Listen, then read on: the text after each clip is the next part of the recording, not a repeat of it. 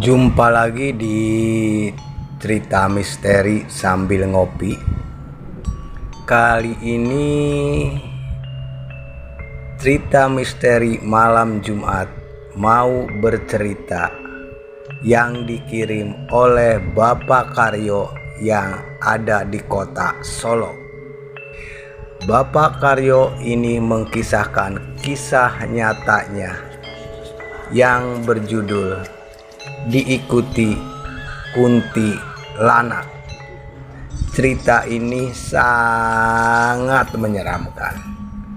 Alangkah lebih baiknya sebelum kita membacakan cerita dari Pak Karyo yang ada di kota Solo, alangkah lebih baiknya di-subscribe dan dipijit tombol loncengnya. Terima kasih. Agar teman-teman malam Jumat bisa mendengarkan cerita-cerita misteri yang lebih seram lagi. Kita langsung aja ke ceritanya yang dikirim oleh Bapak Karyo yang ada di kota Solo, yang mengisahkan Diikuti Kunti Lanak.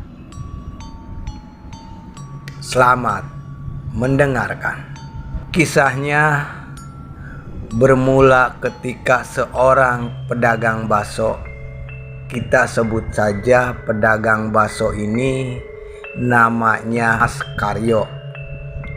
Mas Karyo ini tengah bekerja seperti biasa, yaitu dagang bakso keliling di kampungnya. Kisah ini dituliskan berdasarkan cerita kisah nyata Bapak Karyo saat berdagang bakso keliling, mencari uang untuk menikahi wanita idamannya.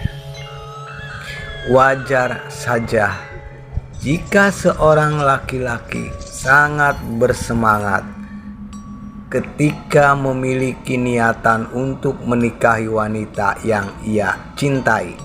Seperti kisah Bapak Karyo ini, keliling jualan bakso untuk menikahi seorang wanita idamannya. Singkat cerita, waktu itu hari Minggu malam Senin, di mana penduduk kampung setempat Pak Karyo biasanya berkeliling berjualan bakso. Tetapi di kampung tersebut habis ada pemilihan kepala kampung.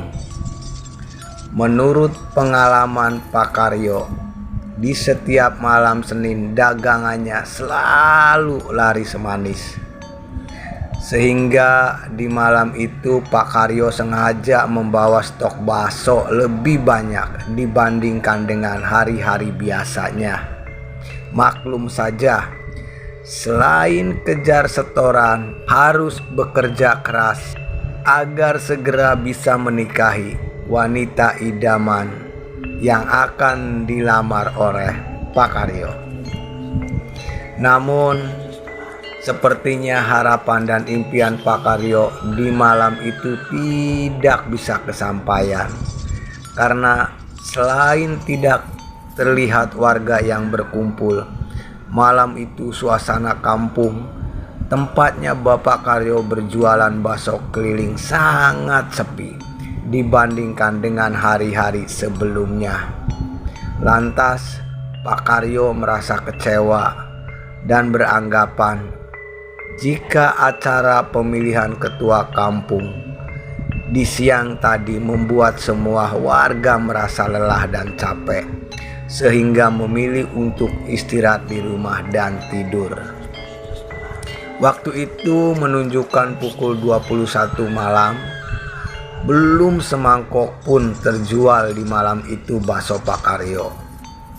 Untuk sedikit melepas lelah, Pak Karyo berhenti di bawah pohon randu atau pohon kapas, yang di sampingnya terdapat tiang dan tiang listrik, lampu listrik sebagai penerang jalan.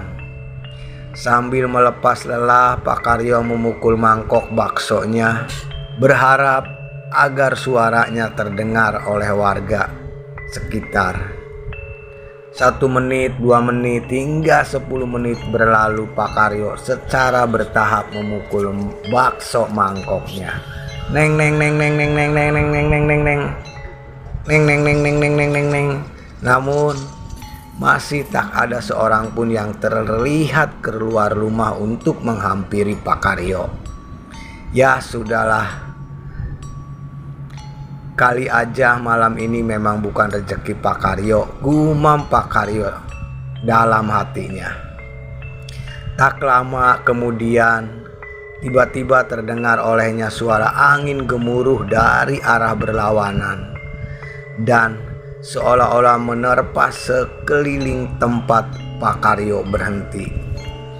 Anehnya, meskipun terdengar suara angin kencang, namun ranting pohon rangdu yang diduduki tempat istirahat Pak Karyo di sampingnya tak terlihat bergerak atau bergoyang daun-daunnya.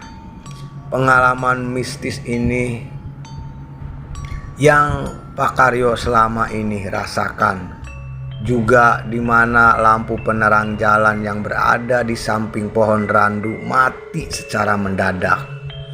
Dengan refleks, Pak Karyo menegakkan mukanya ke atas, seolah-olah mencari apa gerangan yang membuat lampu itu mati. Saat itu mengendahkan wajahnya, itu terlihat sosok hantu berpakaian putih yang sedang duduk di atas ranting pohon randu. Tepat di atasnya berdiri. Tanpa pikir panjang, Pak Karyo bergegas mendorong gerobak baksonya untuk segera menyingkir dari tempat tersebut. Rasa kaget campur merinding seolah-olah semakin membuat Pak Karyo ketakutan. Beriringan dengan terciumnya aroma bangkai yang membuatnya mual. Perjalanan Pak Karyo malam itu sepertinya belum selesai sampai di situ. Dia masih berkehendak kembali keliling kampung meskipun dengan hati was-was dan gelisah atas kejadian yang barusan Pak Karyo alami. Meskipun Pak Karyo menyadari jika yang dilihatnya tadi adalah penampakan sosok hantu kuntilanak, namun dia tidak memiliki pilihan lain kecuali kembali menjajakan dagangan baksonya.